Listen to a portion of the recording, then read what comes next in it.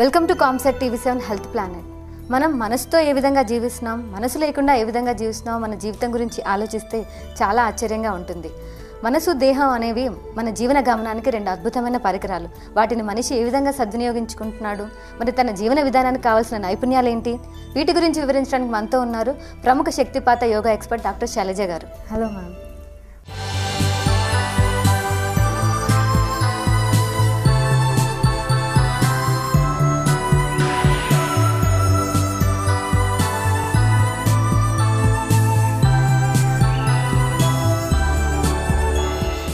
ఒక మనిషి సంతోషంగా, ఆరోగ్యంగా, సరైన జీవన విధానాన్ని జీవించడానికి కావాల్సిన నైపుణ్యాలు ఏంటి? జనరల్గా ఏంటంటే ఇది ఎవరికి పెద్ద సంబంధం లేని విషయం. అంటే దీని గురించి ఎవరు పెద్ద ఆలోచించరు. అంటే ఒక జీవితాన్ని ఒక గాలికి ఎగిరిపోయే ఒక ఆకులాగా జీవించడం. తెగిపోయిన ఒక గాలిపటం ఎలా అయితే ఎగురుతూ వెళ్ళిపోతుందో మనం జీవితాలను అలా గడుపుతూ ఉన్నాం. అంటే మనకు ఒక నిర్దేశం ఉంది, దీన్ని ఇలా చేయాలి, ఇలా చేయొచ్చు అనేది చాలామందికి తెలియదు. అంటే అనుకుంటారు, మాకు ఫలానా గోల్ ఉంది కదా, నాకు ప్రమోషన్ రావాలి, లేకపోతే నేను ఫలానా అవ్వాలి అని అనుకుంటారు. అక్కడి వరకు దాన్ని అచీవ్ చేస్తారు, కానీ ఓవరాల్గా బ్యాలెన్స్డ్గా ఉన్నాడా లేదా అనేది చూసుకోలేదు. కాబట్టి ఇక్కడ మనము ఏం చెప్తున్నాము, బాడీ, మైండ్ అండ్ స్పిరిట్, శరీరము, మనస్సు, ఆత్మ, ఈ మూడు కూడా సమన్వయంగా గడపగలుగుతున్నాడా లేదా అనే విషయం గురించి మాట్లాడుతున్నాము. అయితే ఈ నైపుణ్యం నేర్చుకున్నప్పుడు ఆ వ్యక్తి ఎలా చేయగలడు అంటే కొన్ని ఎగ్జాంపుల్స్ మాట్లాడుకుందాం. ఇందులో శారీరకంగా బాడీ, మైండ్ అండ్ స్పిరిట్ కదా, అంటే వీడు శారీరకంగా ఆరోగ్యంగా ఉన్నాడు లేదా అంటే, ఆరోగ్యానికి మనం మామూలుగా అందరం ఆరోగ్యంగా ఉండడానికి ఏం చేయాలో అన్ని రకాలు చేస్తూనే ఉంటాం. ఇక్కడ ఒక ఎగ్జాంపుల్ చెప్తాను. నేను ఫస్ట్లో హీలింగ్ నేర్చుకునే టైంలో ఒకరోజు ఒక ట్రైన్లో ట్రావెల్ చేస్తున్నాము. అప్పుడు ఇంకా రిజర్వేషన్ లేదు మాకు. ట్రైన్లో ఎక్కాక ఒక అతను అడ్డంగా పడుకుని ఉన్నాడు. మేమేమో సీట్ లేక కొట్టుకు వస్తున్నాము. అతను లేచి కూర్చోమంటే అతనేమో పక్కన ఉన్న వాళ్ళు, అతను కూర్చోలేడండి, అతనికి యూరిన్ ఆగిపోయింది నిన్న నైట్ నుంచి, అంటే పట్టు బాగా టైట్ అయిపోయి ఇంత వాచిపోయినది అనమాట, ఉబ్బిపోయి ఉన్నది. అందుకని అతను కూర్చోలేడు, కాబట్టి అతను పడుకునే ఉండాలి అన్నాడు. మనకు హీలింగ్ వచ్చు కదా. అప్పుడు ఏంటంటే హీలింగ్ వస్తే ఎవరన్నా ఏమని అనుకుంటారేమో, హీలింగ్ చేస్తే ఏదో మాయల మంత్రాలు అనుకుంటారేమో అని మాకేం మొహమాటం ఉండకూడదు నేను అనేది అది. అయితే మేమేమన్నామంటే, మేము ఆయనకి హీలింగ్ చేస్తే మీకేం అభ్యంతరం లేదు కదా అన్నాం. అంటే ఏం చేస్తారండి అన్నారు. ఆయన ఏం చేయాలంటే పొట్టకోసి కన్నాలు ఏం పెట్టం, మేము వితౌట్ ఈవెన్ టచింగ్ మేము హీల్ చేస్తాము అని చెప్పి ఆయన ఒక పద్ధతిలో, అంటే ఆ ఎనర్జీ ఫీల్డ్ ఉంటే నెగిటివ్ ఎనర్జీ అంతా తీసి ఆ యూరినరీ బ్లాడర్ అంతా క్లియర్ చేసేలాగా ఒక పద్ధతిలో ఆయన ఎనర్జీ లెవెల్లో ఆయన క్లీన్ చేయడం మొదలుపెట్టాం. చేసి మేము సామర్లకోటలో ఎక్కాము, వైజాగ్ వెళ్ళాలి.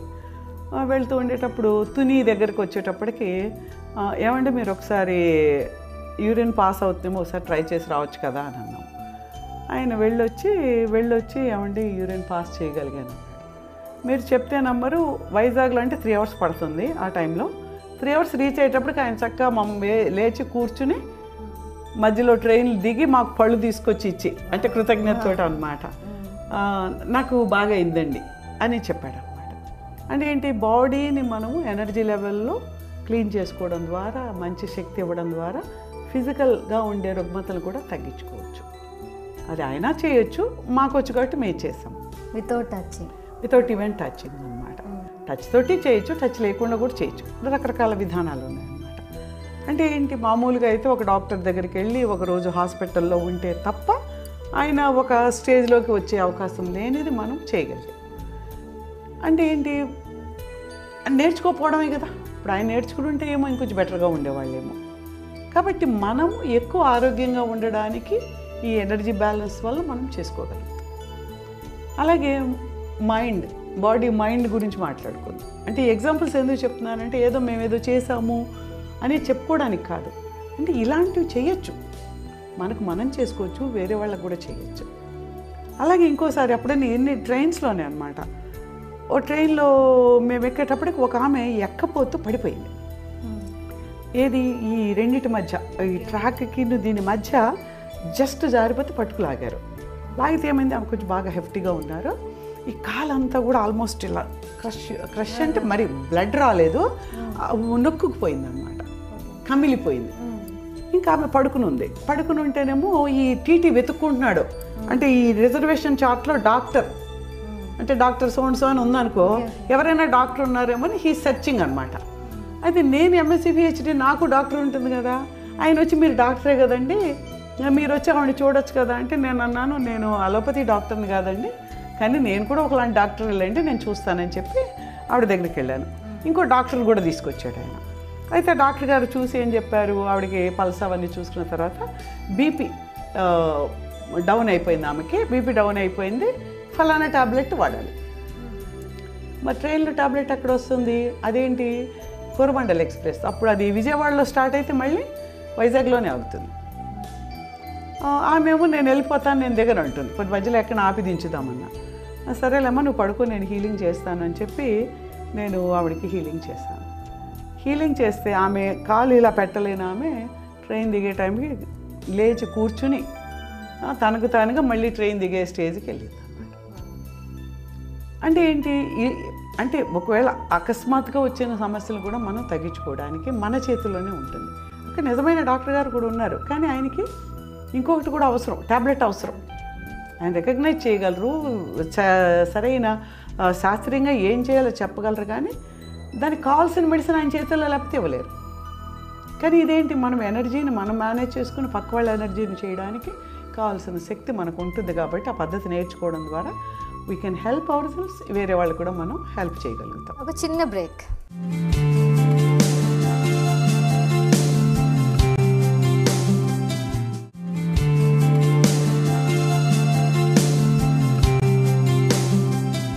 Welcome back.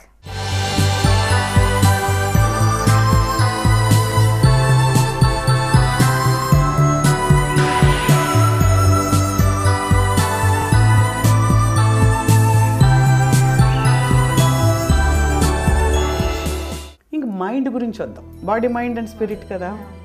మైండ్ దగ్గరకు వచ్చేటప్పటికి రీసెంట్గానే ఒక ఫ్యూ డేస్ బ్యాక్ నేను అమరావతి అనే ఒక ప్లేస్లో ఒక మెడిటేషన్ ప్రోగ్రామ్ ఉంటే వెళ్తూ ఉంటే అది చైర్ కార్ అనమాట.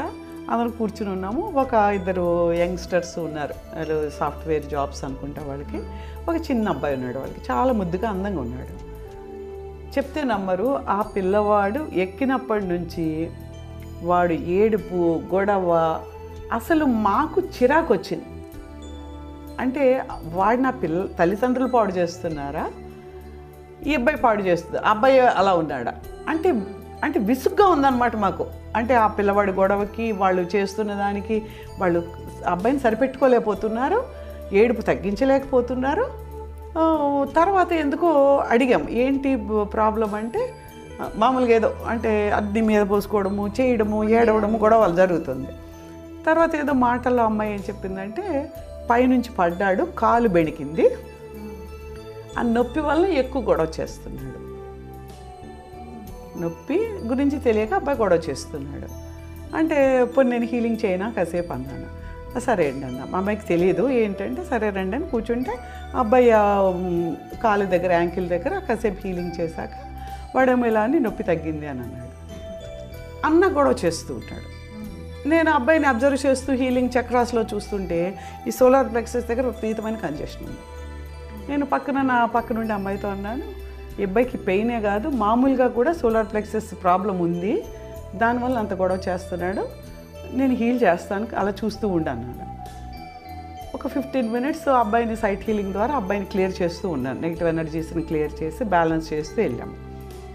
వెళ్తే ట్రైన్ దిగే టైంకి అబ్బాయి ఎంత చక్కగా మాట్లాడుతూ, అసలు ఏడుపు తగ్గిపోయింది, గొడవ తగ్గిపోయింది.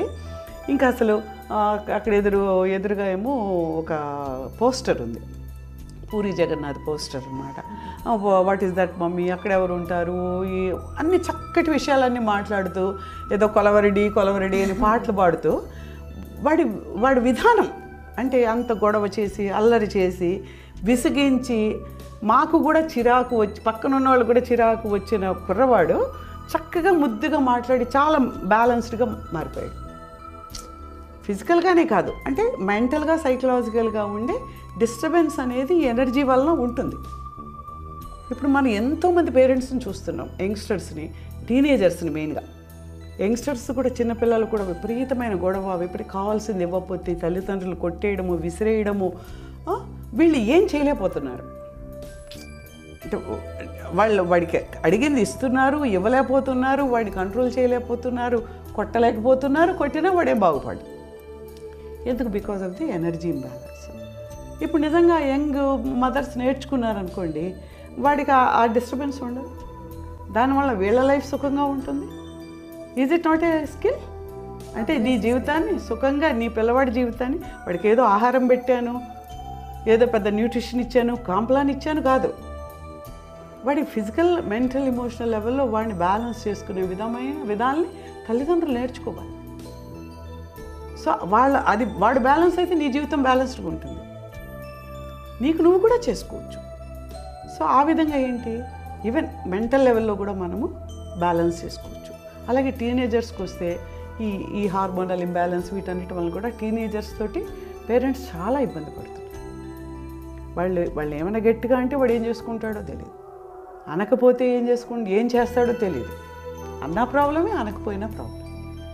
మరి దీన్ని ఎలాగ సాల్వ్ చేయగలము? ఏ సైకాట్రిస్ట్ వెళ్తే అవుతాడా? కౌన్సిలింగ్కి వెళ్తే ఎంతకాలం తీసుకెళ్ళరు? ఎంతమందికి అందుబాటులో ఉంది?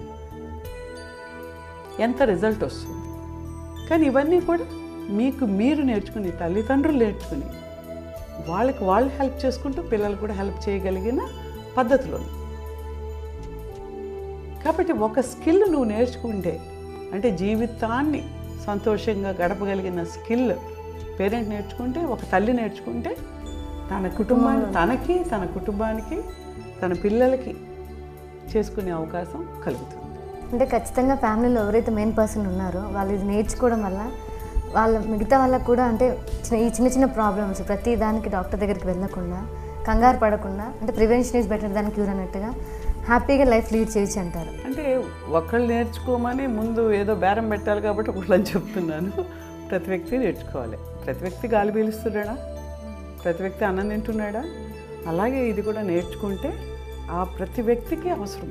అంటే దీన్ని మనం నేర్చుకుని మనం చేసుకోవడానికే. కానీ చిన్నపిల్లలు చేసుకోలేరు, టీనేజర్స్ వాళ్ళు వినరు కదా, నేర్చుకోరు. కాబట్టి కానీ సఫర్ మనం అవుతున్నాం కాబట్టి తల్లిదండ్రులుగా మనం నేర్చుకోమని. అందుకని మనం నేర్చుకుని వాళ్ళకి కొంతకాలానికి వాళ్ళకి అలవాటు అయితే వాళ్ళు నేర్చుకోవచ్చు. సో ప్రతి వాళ్ళకి అవసరమైనది వాళ్ళ జీవనాన్ని. ఇప్పుడు ఒక టీనేజర్ ఉన్నాడు, వాడు ఎగ్జామ్ ఎలా రాయాలి, ఎగ్జామ్ వచ్చాక తనకు వచ్చిన దాన్ని ఎలా తీసుకోవాలి లైఫ్ని, తర్వాత తను సక్సెస్ అయినా సరే, ఎంతమంది జీవితంలో ఇప్పుడు చాలామంది చూస్తున్నారు ఐఐటి వస్తే సక్సెస్ అయినట్టే కదా, అంతే జీవితంలో అయిపోయినట్టే, ఇంకా ఆత్మహత్య చేసుకోవచ్చు కదా కదా. మరి చూడండి, ఐఐటి చదివాడు అంటే, ఐఐటికి వెళ్ళాడు అంటే చాలా సక్సెస్, అమ్మయ్య మన పని అయిపోయింది అనుకుంటారు. కానీ వాడికి జీవించే స్కిల్ లేకపోవడం వల్ల, అక్కడికి వెళ్ళి తన జీవితాన్ని సరైన పద్ధతిలో నిర్వర్తించలేకపోవడం వల్ల సూసైడ్ చేసుకునే చాలా కేసెస్ ఉన్నాయి కదా.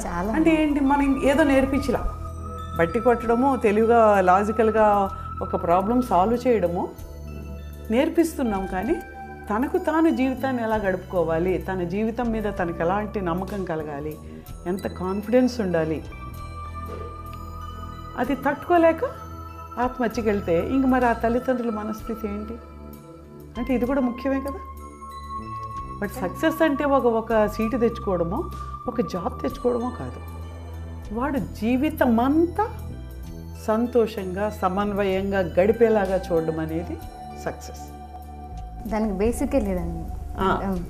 అలాగే చాలామంది చూస్తారు, ఒక ఐఏఎస్ చేసేవాళ్ళు కొంతమంది ఉంటారు, పెద్ద జాబ్స్లోకి వెళ్ళేవాళ్ళు కొంతమంది ఉంటారు. వెళ్ళాక అచీవ్ చేసేస్తాం అనుకుంటారు, తర్వాత వాడు ఏదో ఒక వ్యసనానికి బానిసైపోతున్నాడు, లేదంటే ఏదో అచీవ్ చేయలేకపోతున్నాను అనే ఒక దీంట్లోకి వెళ్ళి వాడు పూర్తిగా జీవితంలో ఎందుకు పనికి రాకుండా అయిపోతున్నాడు. అంటే జీవితంలో పనికిరానప్పుడు వాడికి వచ్చిన ఐఏఎస్ కానీ, వాడికి వచ్చిన ఐఐటి కానీ, వాడు ఒక డాక్టర్ అయినా కూడా ఇంట్లో is he success or not? Success కాదు. కాబట్టి నువ్వు ఏ పని చేసినా సరే, నువ్వు చెప్పులు కుట్టుకో, డాక్టర్గా లేకపోతే యాక్టర్గా, ఏది చేసినా సరే నీ జీవితాన్ని నువ్వు సరిగ్గా నడుపుకోగలుగుతున్నావా లేదా, ఎలా నీ సక్సెస్ నీ జీవితం గడపడంలో ఉంది. నువ్వు చేసే పనిలో సక్సెస్ ఎంత ఉందో నీ జీవితం గడపడంలో కూడా అంత సక్సెస్ కావాలి. అది మనం నేర్పించాలి. అది మనం ఎంతో చెప్పి అర్థమయ్యేలా చేస్తే తప్ప, ఎందుకంటే ప్రపంచం అంతా ఒకటి చెప్తుంది, ఒక గోల్ పెట్టుకో, గోల్ సెట్టింగ్, ఇగో నీకు ఫలానా ఐఐటి రావాలి, నువ్వు ఇంజనీర్ కావాలి, డాక్టర్, అప్పుడు నీకు గుర్తింపు ఉంటుంది, లేకపోతే నువ్వు సమాజంలో మరి తర్వాత గుర్తింపు ఉంటుందా? నీకు ఐఐటి చేసి జాబ్ చేయకుండా ఇంట్లో కూర్చుని అంటు దోముకుంటున్న అమ్మాయిలు ఎంతమంది లేరు? అంటే నీకు జీవించడం నేర్పించలేదు, మరి నీ చదువు అంతా వేస్ట్ అయినట్టు, అది సమాజాన్ని పనికి రాలేదు కదా. ఇంకా 2 పిల్లలు పెంచడానికి నీవు ఒక ఐఐటి అవసరం లేదు. నేను ఆ పిల్లలు చూసుకుంటే చాలని ఒక అమ్మాయి అనుకుంది అనుకోండి, మరి నువ్వు ఐఐటి ఎందుకు చదవాలి? నువ్వు శుభ్రంగా ఫినిషింగ్ స్కూల్కి వెళ్ళి శుభ్రంగా వంట చేయడం నేర్చుకో, నీకు అదన్నా వస్తుంది. ఇల్లు అందంగా పెట్టుకోవడం నేర్చుకో, నీ నీ ఐడియల్ అదే అయితే. మరి నువ్వు మొత్తం దేశం యొక్క డబ్బంతా వేస్ట్ చేసి ఐఐటి చదవాలంటే 1 లక్ష 2 లక్షలు గవర్నమెంట్ ఖర్చు పెట్టాలి. నువ్వు కట్టిన ఫీజుతో ఏ చదువు రాదు.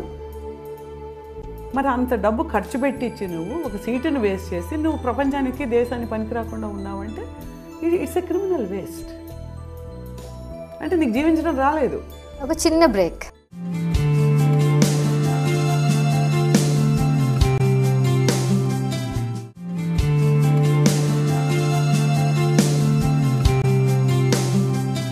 Welcome back.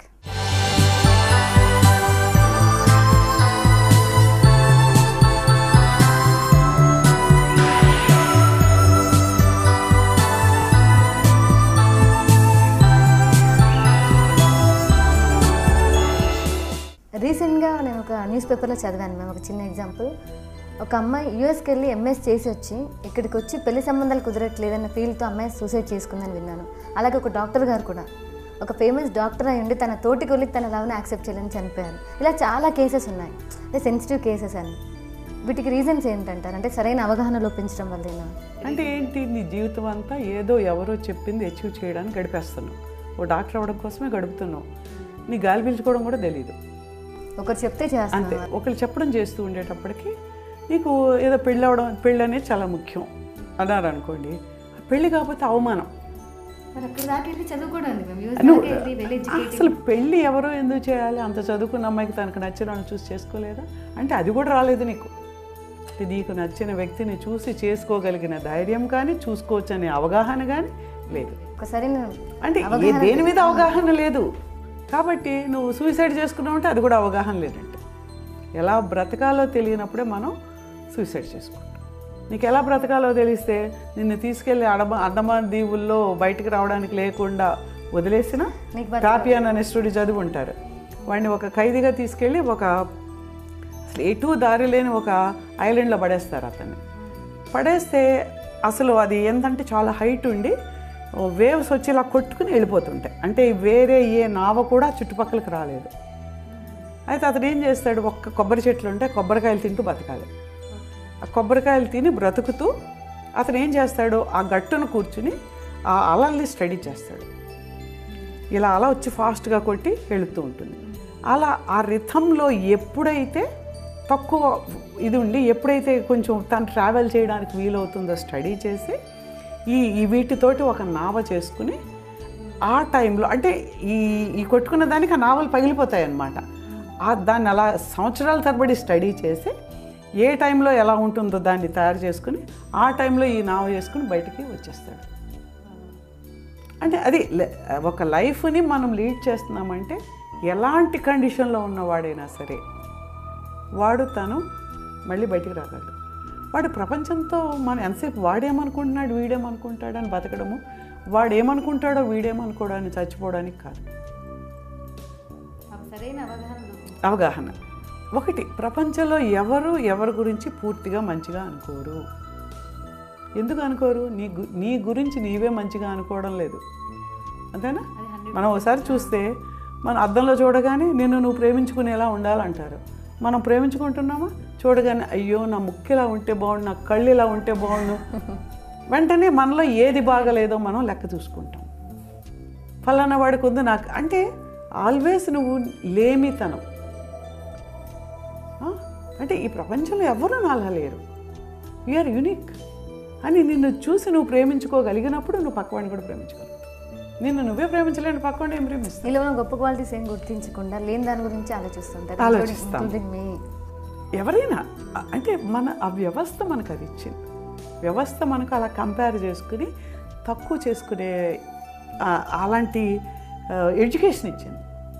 ఆ ఎడ్యుకేషన్ వల్ల మనం ఎప్పుడు కూడాను మనకు లేనిది వెతుక్కుంటూ వెళ్తూ ఉంటాము. కాబట్టి మనం ఏంటి, ఎంతసేపు కన్సిడరేషన్ అన్నమాట. ఎవడో ఏదో అనుకుంటాడు, ఎవడో ఏదో చేస్తాడు.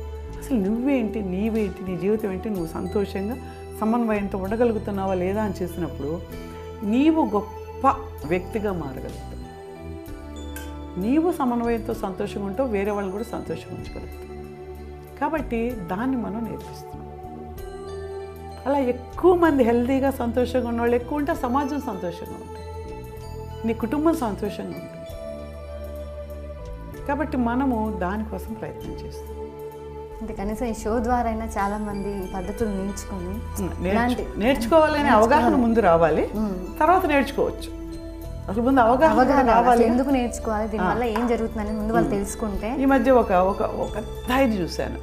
ఆయన ఒక పెద్ద సీనియర్ ఐఏఎస్ ఆఫీసర్, రిటైర్ అయిపోయారు. చాలా మంచి ఆయన చాలా మంచి ఆయన, చాలా గొప్ప ఆయన ప్రపంచం దృష్టిలో. ఆయన దగ్గరికి వెళ్ళి ఏదో చెప్పబోతుంటే అసలు ఇవన్నిటి మీద నేను దృష్టే పెట్టనండి, ప్రతిదానికి డాక్టర్లు ఉన్నారు, సైకాట్రిస్టులు అందరూ ఉన్నప్పుడు మనం ఎందుకు ఆలోచించాలి అంటే చూసారా, అక్కడ అవగాహన లోపం అనేది ఉంది కదా. మరి ఆయన చాలా గొప్ప ఆయన, చాలా నాలెడ్జ్ ఉండే ఆయన. అంటే ఎక్కడో ఎడ్యుకేషన్లో ఏదో ఒకటి ఇవ్వడం మనం మర్చిపోయాం. ఇంకా అందులోనే వెళ్ళిపోతున్నారు, గాలి కొట్టుకుపోతున్నట్టు వెళ్తున్నాం. మనం ఈ మంచి పని చేస్తున్నాం, ఈ మంచి పని చేస్తాం, చేసుకుంటూ వెళ్ళిపోతూ ఉన్నాం. నువ్వు వెనక్కి తిరిగి చూసుకుంటే నీ జీవితంలో నువ్వు నిజంగా సమన్వయంతో సంతోషంతో ఉన్నావంటే లేకపోయి ఉండొచ్చు. కాబట్టి ఆ వ్యక్తి కొంతమంది చాలా మంచి వాళ్ళు ఉండొచ్చు, అయినా సరే తెలుసుకోకపోతే అది తెలియని తనమే. చాలా గొప్పవాడై ఉండొచ్చు, మంచివాడై ఉండొచ్చు, దుర్మార్గుడై ఉండొచ్చు. కానీ దుర్మార్గుడైన ఒక కాలంలో తెరుచుకుని వాడు గొప్పవాడు అవ్వచ్చు. మరి వాల్మీకి గురించి చదువుతుంటే ఆయన కిరాతకుడిగా ఉండి ఎంతో ఉండే వ్యక్తి సడన్గా ఆయనలో చేంజ్ వచ్చి he became a very great Saint అయిపోయారు. కాబట్టి ఆ వ్యక్తి యొక్క జీవితాన్ని బట్టి మనం అంచనా వేయలేం. ఆ వ్యక్తి తన జీవితాంతము నేర్చుకుంటూ వెళ్తున్నాడు మీద. ఆ నేర్చుకుంటూ దాన్ని ఇంప్లిమెంట్ చేసుకుంటూ వెళ్ళినప్పుడు ప్రతి వ్యక్తి కూడా ఒక గొప్ప వ్యక్తిగా నైపుణ్యాన్ని నేర్చుకుని ఒక గొప్ప జీవితాన్ని సాగించగలుగుతాడు. అంటే వీటికి మన షో ద్వారా ఖచ్చితంగా మన వ్యూవర్స్ ఈ షో చూసి చాలా వరకు చేంజెస్ వస్తాయని నేను అనుకుంటున్నాను. తప్పకుండా ఈ షో మోటివ్ కూడా అదే నేను ఫీల్ అవుతున్నాను ma'am. Thank you so much ma'am.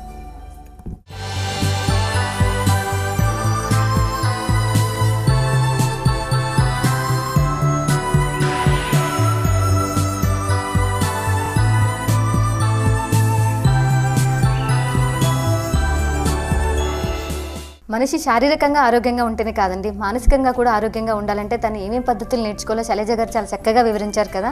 మళ్ళీ నెక్స్ట్ ఎపిసోడ్లో కలుద్దాం.